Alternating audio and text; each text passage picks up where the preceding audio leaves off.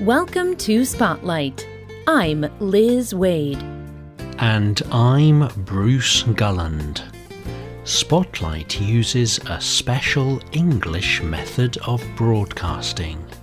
It is easier for people to understand no matter where in the world they live.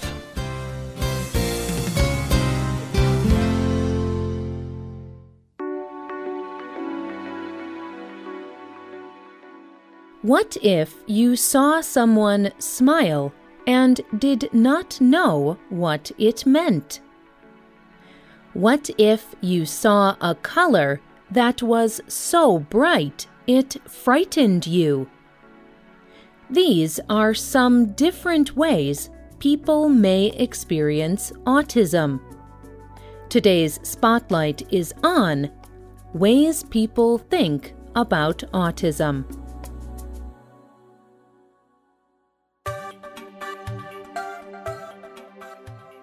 Autism is a kind of mental and physical condition. In fact, autism is a group of conditions. These conditions affect everyone differently, but all of them include problems with social behavior, communication, and personal behavior. People with some form of autism may be able to act in society with no problems, or they may need someone to help them with every basic activity. The World Health Organization estimates that 1 in every 160 children worldwide has a form of autism. A person is born with autism. Experts do not completely understand what causes autism. Some say it is genetic. Others blame chemicals or other drugs.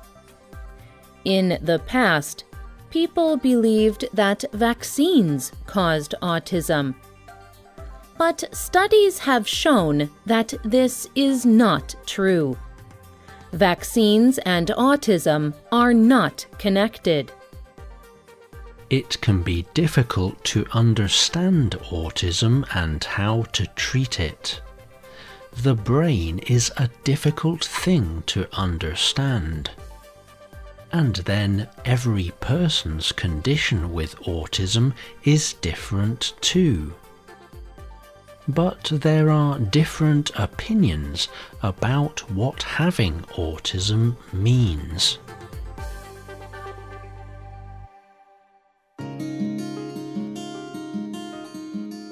Dr. Temple Grandin is a famous scientist. She works with animals. She also has a form of autism. When she was younger, Grandin did not talk. Her parents took her to a doctor, but he told her parents that her brain was just damaged. The doctor said Grandin could not care for herself. He told them to send her to a special hospital. The doctors there would treat her, but she would never be able to speak or learn. Temple Grandin's father agreed with the doctor, but her mother did not. She did not want to send her daughter away. She searched for a long time for a way to help her daughter. Grandin's parents were very rich. Her mother paid people to care for her daughter. They taught the girl to speak and to learn. Grandin told reporter Joan Raymond, "I had people in my life who continued to help me.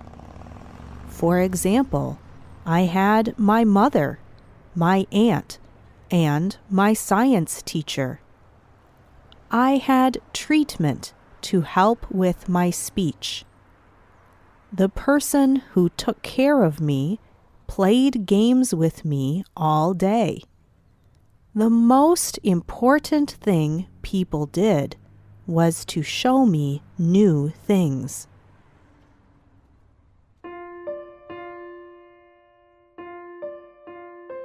Growing up, Temple Grandin had a very good system of support and many resources. Her mother and teachers worked with her often. Her teachers respected her way of thinking with autism. They helped her use that difference to her advantage. In her book, Emergence, labeled Autistic, Grandin says, "There are many people who still believe that once a person is autistic, they will always be autistic. This has meant sad and sorry lives for many children who have autism. To these people, it does not seem that the qualities of autism can be changed or controlled. However, I feel strongly that my life shows they can."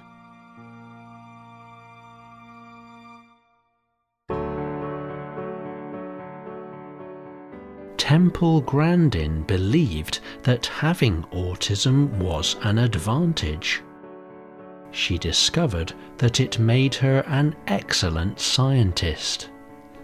Today, Grandin also speaks and writes about autism. She believes that many people with autism are like her. Their brains are different from a normal person's. This way of thinking about autism is called neurodiversity. Neurodiversity is a way to think about learning and disability. People who study neurodiversity say that people should respect forms of autism and other mental conditions as natural human differences, not disabilities. In fact, they say people who have conditions like autism should be able to live their lives as they are. They do not need to be changed to be normal.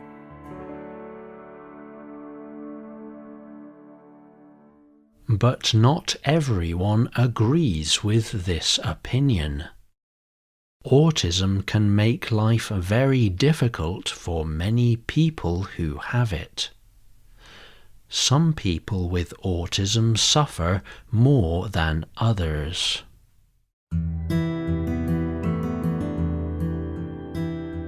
Jonathan Mitchell is a writer who has autism. He does not agree with neurodiversity. He wants a cure for autism. Mitchell's experience with autism is very different than Temple Grandin's. He did not speak until he was 5 years old. He had a very difficult time in school. He did not make many friends. After many years of struggle, he finished college. Today, he is over 50 years old, but it is difficult for him to keep a job, and he depends on his parents to survive. Mitchell does not think autism is a gift. He sees how much it has hurt him and others. In Los Angeles Magazine, he writes, "A cure for autism will not be possible in my lifetime. In fact, at my age, it would be of limited value. It is too late for me to do the things I would have liked to do. But that does not stop me from wishing for a cure for future generations of children. They should not have to live like I have.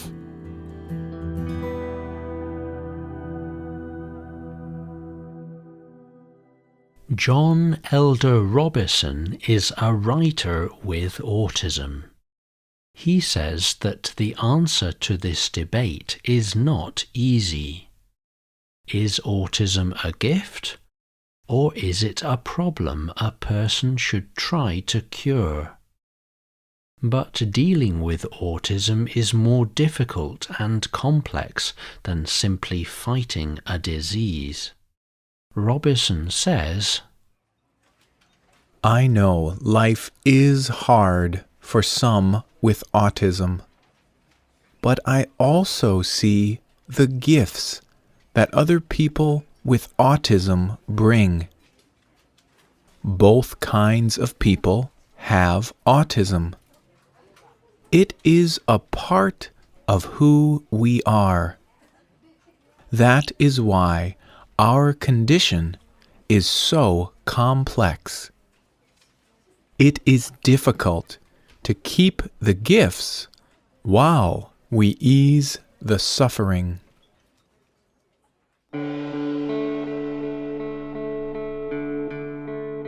Autism can be a very difficult condition to live with.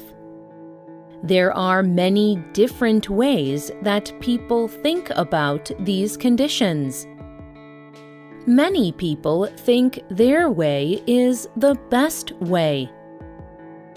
Do you know anyone with autism or another mental condition? How can people support other people who have a form of autism? Tell us what you think. You can leave a comment on our website or email us at radio@radioenglish.net, and find us on Facebook at facebook.com/spotlightradio.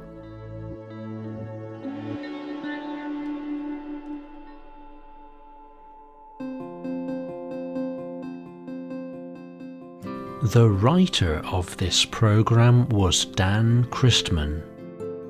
The producer was Michio Ozaki. The voices you heard were from the United States and the United Kingdom. All quotes were adapted for this program and voiced by Spotlight. You can listen to this program again and read it on the internet at www.radioenglish.net. This program is called Ways to Think About Autism. You can also get our programs delivered directly to your Android or Apple device through our free official Spotlight English app. We hope you can join us again for the next Spotlight program. Goodbye.